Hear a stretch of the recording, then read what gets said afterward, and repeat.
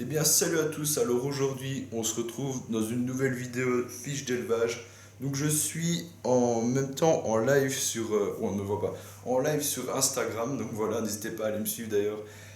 Ma chaîne, enfin mon Instagram c'est exactement le même que ma chaîne. Donc aujourd'hui les gars, nouvelle vidéo fiche d'élevage sur des Philium ericorii. Donc voilà, je vais vous montrer, faire attention qu'elle ne tombe pas. Donc voilà, c'est une femelle.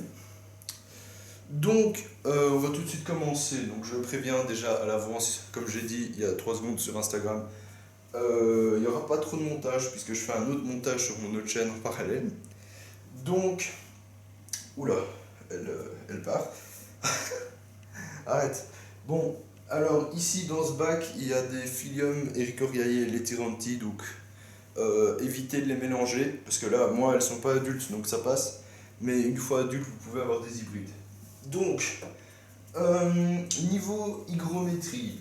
Alors, hygrométrie, c'est hygrométrie ambiante, j'ai envie de dire. Entre 70, c'est combien 70, 80, 70, 90, je sais plus.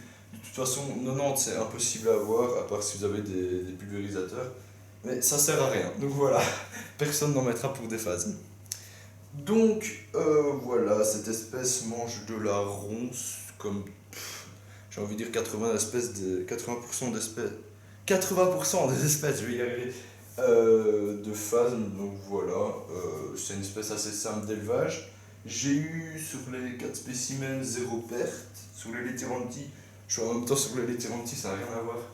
J'ai eu une perte, donc voilà, une petite perte, un mâle qui est mort, je sais pas pourquoi, ça arrive, ils étaient jeunes. Donc voilà, hop, il est en train de glisser, super. Donc, niveau de la température, on est sur une température, moi je les élève, bon, il est en train de se barrer, je vais le remettre dans sa boîte parce que c'est pas possible. Je les mets à température environ, ici je pense qu'on est à 21-22 degrés.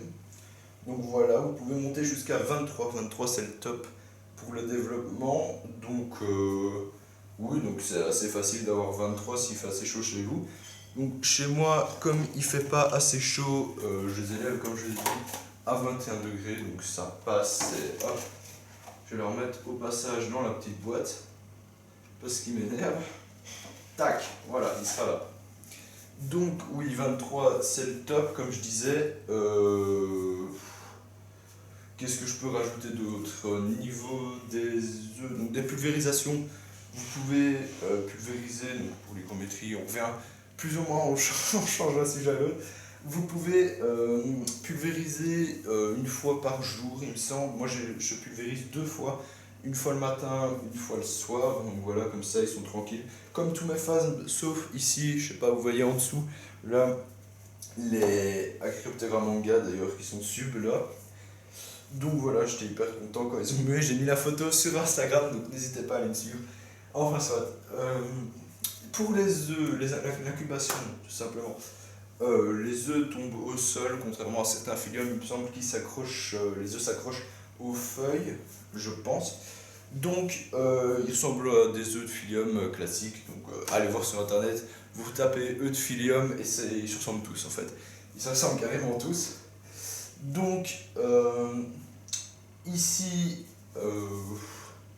pour l'incubation des œufs, oui, j'ai oublié de dire. Pour l'incubation des œufs, on est à une température de 23 degrés. Donc voilà, 23 degrés, c'est le top pour les œufs. Vous pouvez monter, il me semble, à 25, je pense. À 25, vous pouvez monter. 24, je sais plus. Mais après, ça devient hyper chaud et vous risquez d'avoir des pertes. Donc c'est pire que mieux. Pour avoir cette température-là, soit il fait déjà chaud chez vous, soit vous pouvez faire l'incubateur comme j'ai fait dans le tuto. Donc voilà, allez voir dans les précédentes vidéos, il y a un tuto incubateur insectes reptiles pour moins de 20 euros. Donc voilà, c'est tout simplement une caisse en frigolite avec un peu de plastique et un thermomètre.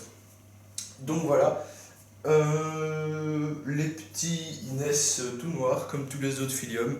Donc tous les philiums, je sais pas si vous le savez, mais reste noir au stade L1 et commence à devenir vert, ça dépend des espèces, mais il me semble que c'est L2, L3. Donc voilà. Les femelles sont brunes et les mâles verts, il me semble. Donc voilà, c'est. Ils ils pondent, il me semble, 3 œufs, 2-3 œufs par jour. Je suis pas sûr, faudra aller vérifier, mais enfin, c'est pas un détail qui vous empêchera d'avoir cette espèce. Donc moi je les élève dans un 36, donc normalement c'est 40. Mais vu que 40 c'est tout pile et ça passe pas à cause de cette lumière à la con, on a dû les raccourcir. Donc ici c'est du 40-40-36. Et vous pouvez mettre, il me semble, 8 spécimens dedans, ou attendez, non, 10 spécimens. 10 spécimens. Donc voilà, vous pouvez avoir des bons petits groupes sympas. C'est une espèce relativement grande, il me semble. La femelle fait 8 cm, le mâle, je n'en sais rien du tout. Le mâle doit être environ, ici j'en ai un qui était là-bas, je ne sais plus trop. Je ne vais pas le sortir puisque j'ai condamné ici la porte parce que les petits savaient passer. Alors oui, le mâle il fait 5 cm, 5-6 cm.